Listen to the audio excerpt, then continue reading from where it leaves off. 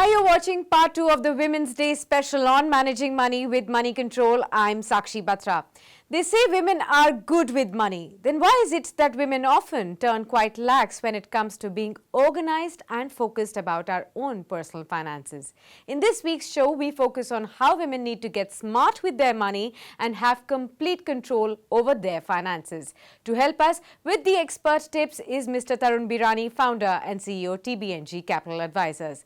Thanks a lot for joining in, Mr. Birani. Let me begin by saying that since we are celebrating Women's Week on our show, it is a good time to talk about some of the basic tenets of financial management. So let's start with age groups first, beginning with young women in their 20s who are single, have just started to work. What would you say to them when it comes to managing their own wealth? Thank you, Sakshi, for having me here.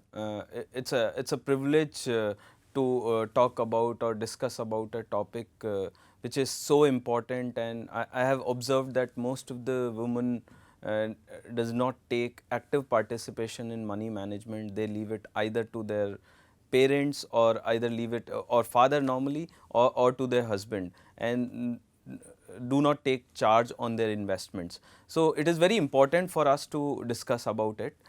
Talking about so it is same for all age group. I don't feel somebody at young or older it would be different, but what is more important for somebody who has just started working, and for them the most important part is they need to make sure starting early gets you the compounding benefits. So you need to make sure that you understand the importance of savings, you understand the importance of investing it in right asset classes, ensuring that compounding benefits accrue to you over a long period of time.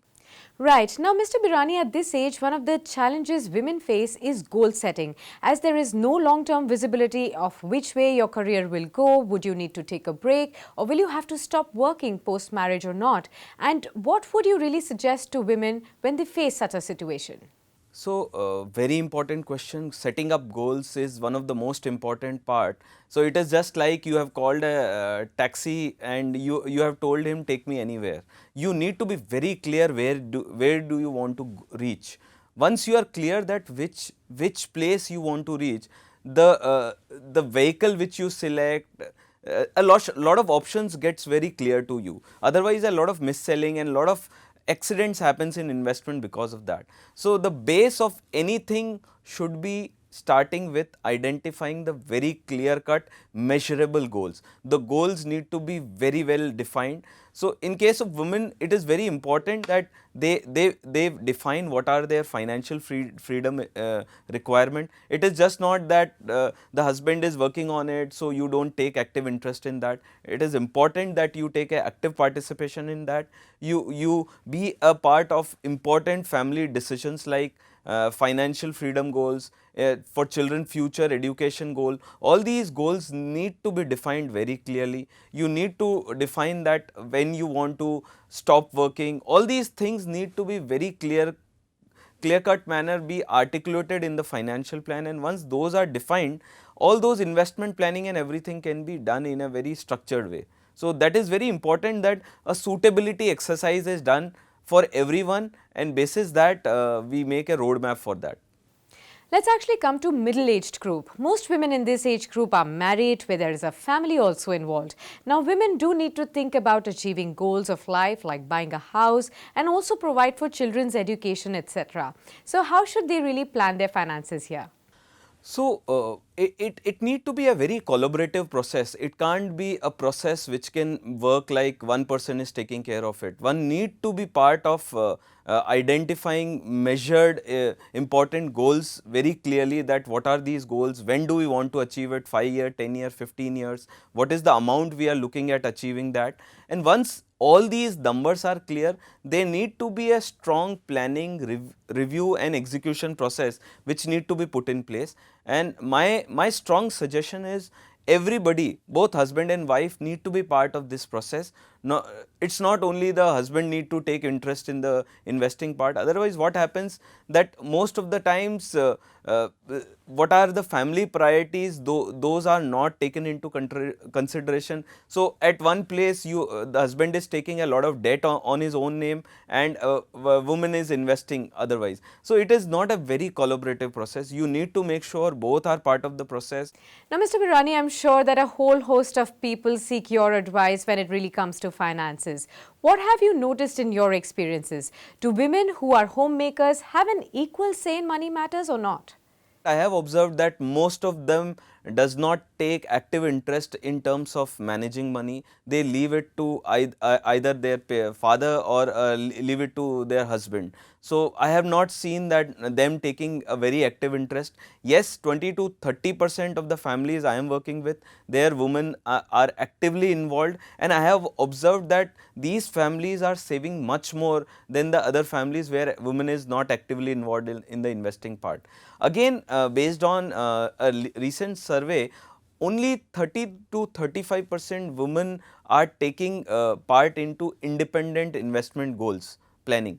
So, and this number is as high as 65% in case of men. So, women is not actively involved in goal setting as well as investing options. Right. Now, I must bring up a sensitive question here as well. Even though it could be seen as quite personal and also depends on couple to couple, should women have a concept of having her own money or her own little pool of financial security even post-marriage? So, financial security is important for everyone. So, it is not like that one person can only needs to take care of it.